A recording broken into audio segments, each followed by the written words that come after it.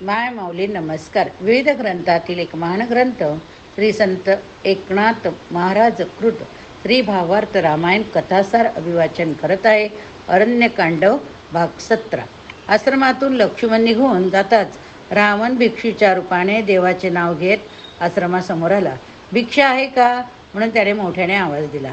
आज लंकेचा राजा परस्त्रीसाठी लाचार भिकारी झाला होता.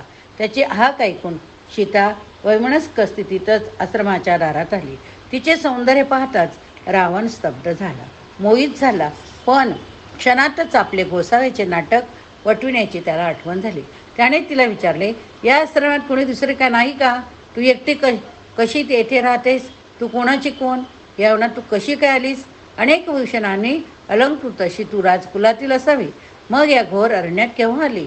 येथे हा सर्वत्र हिस्र स्वापदे आणि असुर लोक राहतात. त्याला अतिथी समजून सीतेने आपण कोणते विचारले ते सांगितले. मी एकटी नाही, मी दशरथाची सून. श्री रामचंद्र हे माझे पती, लक्ष्मण हा माझा धीर येथे असतात. पित्याने दिलेले वचन पाळले जावे म्हणून श्री रामचंद्र वनात वनवासात आले. तिने वनात ते तिघे जण कुठे कुठे जात राहिले व रामाने राक्षसांचा कसा वध केला ते सारे त्याला सांगितले. तुला भय नाही का वाटत? असा प्रश्न रावणाने विचारला. त्यावर रामाने कावळ्यालाही कसे शरण आणले तो वृत्तांत सांगितला. मग तिनं अतिथीचे स्वागत केले पाहिजे म्हणून आसन मांडले. पण लक्ष्मण रेषामध्ये होती त्यामुळे रावण आत आला नाही. त्याने थकलेल्या गोसाव्याला साजेसे नाटक केले बरं का. भुकेने व्याकुळ झाल्याचे नाटक केले. डोळ्यापुढे अंधारी येते असे सांगितले. रेषेच्या बाहेर येऊन भिक्षा घाल अशी विनंती केली. तेव्हा सीता भिक्षा आणण्यासाठी आश्रमात गेली. गोसावी रावण रेषेच्या बाहेर उभा होता. तेवढ्यात त्या आश्रमाच्या गुप्तपणे देव आले. रावणानेच कपट रूपाने येथून तुला पळवून न्यायचे ठरविले आहे, तरी तू रावणाला प्रतिबंध करू नको. रेषेच्या बाहेर भिक्षा घालायला जा. आणि रावणाने तुला धरले तरी त्याला शाप देऊन तत्काळ भस्म करू नको. तू लंकेत जाणे आवश्यक आहे असे देवाने तिला सांगितले. तेव्हा सीता म्हणाली, रावण मला स्पर्श करील तर आपोआप भस्म होईल. मी गुप्त वेशात येथे असता इथपर्यंत कसा आला त्याचा विचार करा. त्यावर देव म्हणाले, तुझ्यासारखी दुसरी मायावी सीता आम्ही आता निर्माण करतो. त्यावर सीता म्हणाली, ब्रह्मदेवालाही ते शक्य नाही. त्यापेक्षा मीच परमशक्तीने दुसरी सीता निर्माण करते. ती भिक्षा घेऊन बाहेर जाईल आणि तिच्या ठाई माझीच जाणीव ठेवीन. त्यामुळे सर्वांना खरी सीता तीच आहे असे वाटेल. तिने जसे म्हटले तसेच केले. अन्य सीता पाहताच देव तिला म्हणाले, हे देवी, रावणाचा नाश करण्यास तू आता आम्हाला सहाय्य कर. नवीन सीतेने ते मान्य केले. आश्रमात मूळ माया सीता गुप्त झाली. ती दुसरी सीता बाहेर पडून रेषेपलीकडे रावणाच्या झोळीत भिक्षा म्हणून काही फळे घालू लागली. तेवढ्याच रावणाने तिला रेषेच्या बाहेर खेचली व आपले राजरूप प्रगट केले. सीता भयभीत झाली. पण रावणाने तिला पट्टराणी करतो, तू माझ्याबरोबर लंकेत चल म्हणून प्रथम सामोपचारे प्रलोभने दाखवली.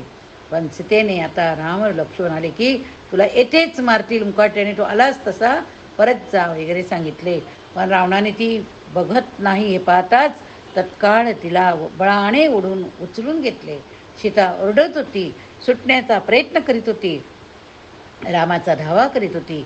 पण तिला रावणाने रथात जबरदस्तीने बसवून आकाशमार्गाने रथाने प्रयाण केले. सीताहरण नंतर पुढचा भाग. सीतेने रथात एकदम आपले शरीर खाली टाकून दिले. रावणाने तिला तिचे केस धरून ओढले, रथात दृढ बसविले. सीता मोठमोठ्याने विलाप करू लागली, धावा करू लागली. त्यातच तिला आपण लक्ष्मणाला कसे टाकून बोललो ते आठवून फार पश्चाताप झाला. ती स्वकर्माला स्वमतीला दोष देऊ लागली. पण तिचे रडणे ओरडणे फक्त वनातील वृक्षांनी ऐकले, पक्ष्यांनी ऐकले. राम लक्ष्मण मायावी मृगामागे फारच दूरवर गेले होते. त्यांना परत येण्यास विलंब लागला. लक्ष्मण आश्रमातून गेल्यावर अर्ध घटकेतच असा हा भयंकर प्रकार घडला. सीतेने रामाची क्षमा मागितली. मी किती मूर्खपणाने मृगासाठी हट्ट धरला म्हणून ती मोठमोठ्याने राम मला क्षमा करा म्हणून रडू लागली. वेड्यासारखी ती वनातील वृक्षांना पशुपक्ष्यांना सांगू लागली, अहो पशूंनो पक्ष्यांनो रामाला सांगा, तुमची सीता दशमुख रावणाने ओढून नेली आहे. ती वारंवार म्हणू लागली, माझे राम मला सोडविण्यास येतीलच. सीतेचे रडणे इतके हृदयद्रायक होते की वनातील पशुपक्षी रडू लागली, वृक्ष पाने गळू लागली. सीतेचा आक्रोश ऐकून कदाचित राम येईल भीतीने रावणाने तिचे तोंड दाबून धरले. रथरूपी विमान खूप उंच नेऊन तो अतिवेगाने लंकेच्या दिशेने निघाला. पण जटायूने सीताहरण पाहिले होते. तो उंच उड्डाण करून रावणाच्या विमानासमोर आला. त्याने रावणाला विमान खाली उतरण्यास भाग पाडले. जटायूने रावणास बरोबर आपले विशाल पंख, नख्या, चोच यांनी प्रहरावर प्रहर करून मोठेच युद्ध केले. पण सरते शेवटी रावणाने त्याचे पंख खडंगाने छाटले, तेव्हा ती महापक्षी घायल होऊन भूमीवर पडला. जटायूला रावणाने कपटानेच मारले होते. जटायू रामाचे दर्शन होईल अशी आशा धरून तळमळत जागीच खिळून पडला होता. सीतेने जटायू पडलेला पाहून फार शोक केला. आपल्याला सोडविण्यासाठी जटायूने त्याच्या प्राणाची पर्वा केली नाही हे पाहून तिच्या दुःखाला असहाय्यतेला आणि रडण्यातला शिमाळ राहिली नाही. रावणाचा रड जटायूने मोडवून टाकला होता. तरी रावणाने सीतेला तशीच उचलली, स्वतः तिला वाहून नेत गगनात उड्डाण केले. जटायूचे रावणाचे युद्ध संपले. आता पुढे रावण सीतेला खांद्यावर घेऊन गगनमार्गे निघाला. तेव्हा सीता सतत भूमीकडे पाहत होते. रावण सीतेला खांद्यावर घेऊन गगनमार्गे निघाला होता. सीता सतत भूमीकडे पाहत होती. आपला शोध घेण्यासाठी जेव्हा राम लक्ष्मण येतील तेव्हा त्यांना दिशा कळावी म्हणून तिने आपल्या पुष्पमाळेतील फुले जागोजागी टाकली.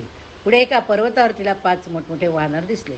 त्यांना पाहून तिने पटकन आपल्या उत्तरी यात आपले अलंकार घातले व त्या वस्त्राची मोटळी बांधून खाली नेमके टाकले. प्रचंड संकट आले असूनही तिने असे प्रसंगवादन दाखवले. ती मोटळी वानरांच्या त्या पंचकडीच्या जवळ पडली.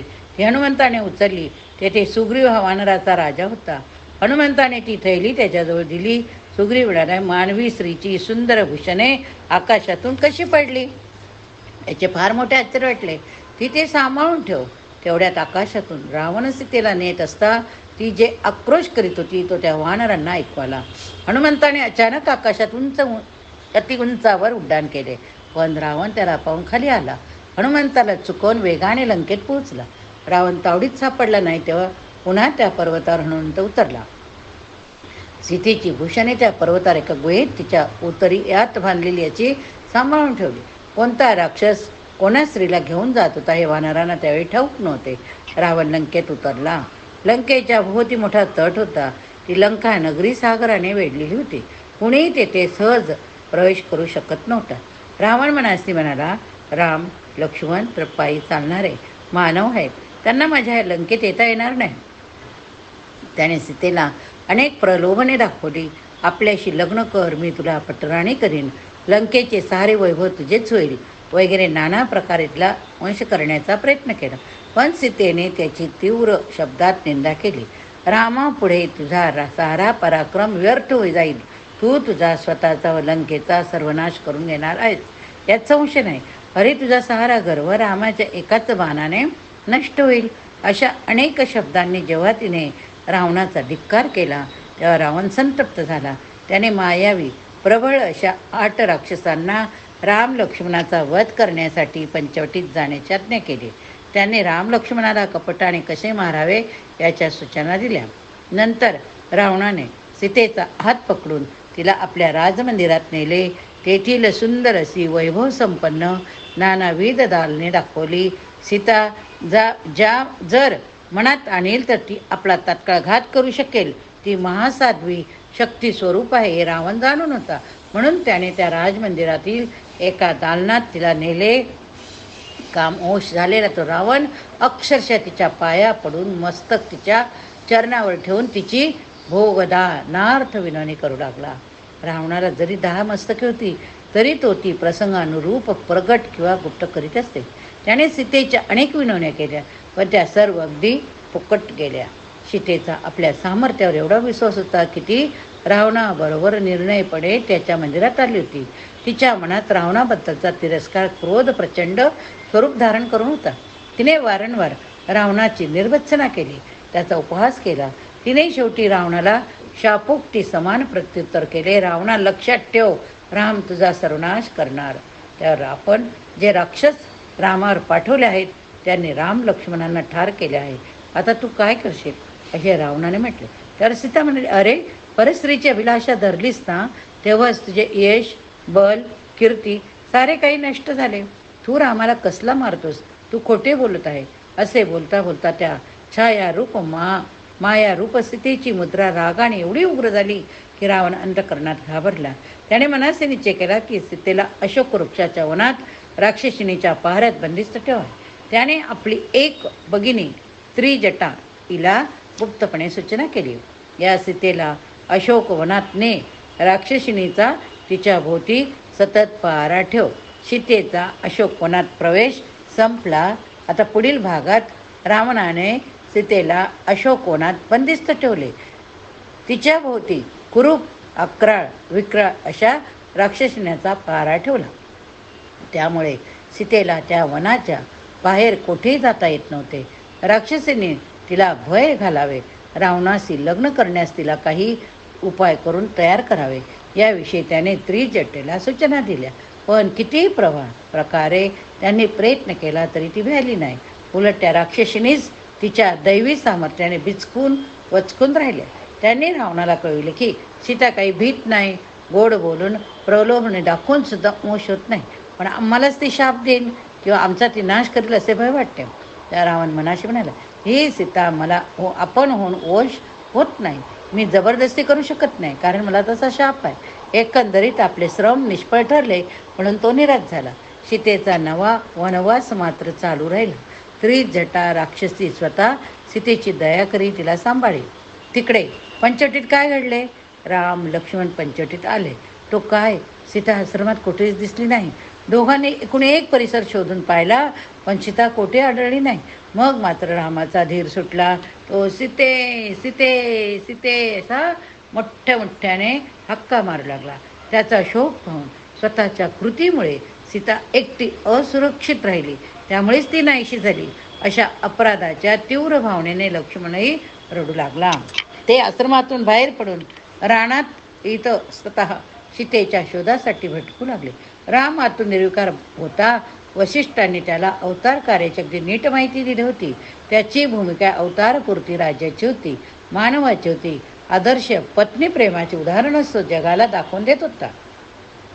राम वनातल्या वृक्षवेलींना विचारू लागला, माझी प्रिया सीता कुठे पाहिली काय? पशूंना पक्ष्यांना विचारू लागला, सांगा हो, कुणी माझी सीता कोठे जाताना पाहिली का? पर्वता, हे वायो, मेघांनो, वृक्षांनो, हंसांनो, हरिणांनो, माझी प्रिया मैथिली तुम्ही पाहिलीत का? पक्ष्यांनो, तुम्ही आकाशात उंच उडता, तुम्हाला तर ती नक्कीच दिसली असेल. सारे गप्पच होते. रामाचा शोक पाहून आर्तहाक ऐकून सारे रान कळवळले. वृक्षवेली कंपित झाल्या. पशूंच्या डोळ्यातही आसवे आली. पक्षी चित्कार करून उडत परत गिरट्यात येऊन बसत होते. सारा असमंत उदास झाला होता.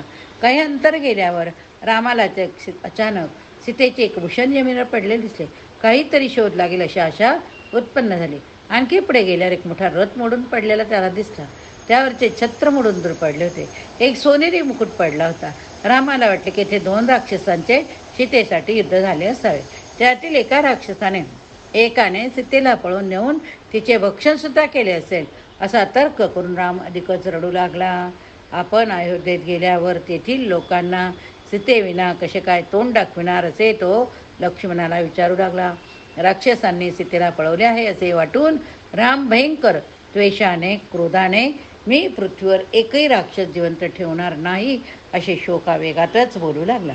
त्या क्रोधामुळे लक्ष्मणही घाबरला. पण लक्ष्मणाने महात प्रयासाने रामाची समजूत घातली तेव्हा राम शांत झाला. राम विलाप नावाचा 20वा अध्याय समाप्त. पुढचा सुरू. रामाचे मन जराशे शांत झाले व लक्ष्मणाने त्याच्यासाठी गवताची शय्या तयार केली. तेव्हा रात्र होती. पौर्णिमेचा चंद्र उदयास येत होता. रामाचे चंद्राचे दर्शन घेतले. तो शय्येवर बसून राहिला होता. लक्ष्मण त्याच्याजवळ बसला होता. रामाला चांदणेच असह्य झाले. त्यात शीतलता असूनही रामाच्या शरीराचा दाह होत होता. त्याचे मनही पार भरकटून गेले होते. लक्ष्मणाला तो वारंवार सांगू लागला, लक्ष्मणा, या चांदण्याने माझे अंग पळून निघत आहे. अरे तू मोठा पराक्रमी आहेस ना, या चंद्राला परत पूर्वेला पाठव. त्याला उदय पाऊस देऊ नकोस. लक्ष्मण त्याला थंड वारा घालू लागला. यात कलाचाच पंखा पण राम वलकलाचा पंखा पण राम लक्ष्मणाला रागवू लागला. त्याच्यावर नाही ते आरोप करू लागला. सीतेला पळवून नेण्यासाठी तूच राक्षसांना मदत केलीस. लक्ष्मणाने त्याचे उद्गार मनावर घेतले नाहीत. त्याने जे जे सांत्वनाचे शीतलोपचार केले त्या उपचारांनी रामाला अधिकच अस्वस्थ वाटू लागले. सीताविरहाने तो फार व्याकुळ झाला. जी जी वस्तू, जो जो वृक्ष, वेल, पाषाण आदी त्याच्या दृष्टीस पडे तेथे त्याला सीताच दिसू लागले व प्रत्येक वस्तूला तो मिठी मारू लागला. तो क्षणात लक्ष्मणाला विसरे. दुसऱ्याच क्षणी सीते सीते म्हणून लक्ष्मणालाच आलिंगन देई. कैलासात उमा शंकर रामाचा हा शोक पाहत होते. उमेने शंकराला प्रश्न केला, नाथ, तुम्ही त्या रामाचे नाम घेता, त्याचे ध्यान करता, तो पूर्ण ब्रह्म आहे असे सांगता, मग मला प्रश्न पडतो की हा परब्रह्म राम एका स्त्रीच्या विरहात असा रडतो कसा?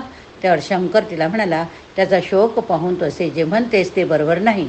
राम हा ब्रह्मरूपच आहे. उमा मात्र ही गोष्ट मानायला तयार होईना. ती म्हणाली, मी सीतेचे अगदी तंतोतंत तसे रूप घेते व त्या रामाच्या समोर जाते. तुम्हालाही सीता समजतो की मी कोण ते ओळखतो, ते पाहीन. तो वृक्षांनाही सीता सीता म्हणून मिठी मारतो. तुम्हालाही सीताच मानेल. शंकर म्हणाला, तू त्या रामाच्या वाटेत जाऊ नको. छल कपट करून त्याची परीक्षा घेऊ नको. एखाद्या वेळी तुला फार त्रास व्हायची शक्यता. सावध राहा. तेव्हा उमापतीच्या संमतीविरुद्धच रामाची परीक्षा करण्याकरिता स्वतः सीतेचे रूप धारण करून उन्हात आले. रामाच्या पुढे काही अंतरावर प्रकट होऊन रामाला सामोरे गेले. रामाने सीते सीते म्हणून हाक मारताच तिने ओ असा प्रतिसाद दिला. रामाच्या जवळ आली, पण राम लगेच दुसरीकडेच पाहत राहिला. लक्ष्मणाला उमा ही सीताच वाटली, पण तो रामाकडे पाहून गप्प बसला. उमा रामाकडे पाहत उभी होती, पण रामाने तिच्याकडे लक्ष दिले नाही. तो सीते सीते म्हणून हुंके देत इकडे तिकडे पाहत राहिला. तेव्हा उमा रामाच्या जवळ आली, म्हणाली, मी येथे समोरच आहे हो. आपण असे इकडे तिकडे का बघता? मी पाहत आहे, तुम्ही ब्रह्मरूप आहात असे म्हणता, पण स्त्रीसाठी असे रडता काय? मी आले आहे ना, आता आपण पंचवटीला परत जाऊ. पण रामाने उमेला ओळखले होते. अंबे माते, ती तुम्हाला वंदन करतो. तो म्हणाला. त्याने उमेला पूर्ण नमस्कार केला. माते माझी चेष्टा करू नका हो, माते माझी चेष्टा करू नका. राम उमेला नमस्कार करतो हे पाहून गगनात देव चकित झाले. लक्ष्मण सुद्धा चकित झाला. त्या सर्वांना ती सीताच वाटत होते. राम उमेला म्हणत होता, तुम्ही शिवाला एकटे सोडून येथे माझी परीक्षा पाहण्यासाठी का आलात? ते वाक्य ऐकताच उमेने रामापुढे लोटांगण घातले. तिने आपले निज रूप घेतले. शिवाचे वचन तिला आठवले. राम अखंड सावधान असतो.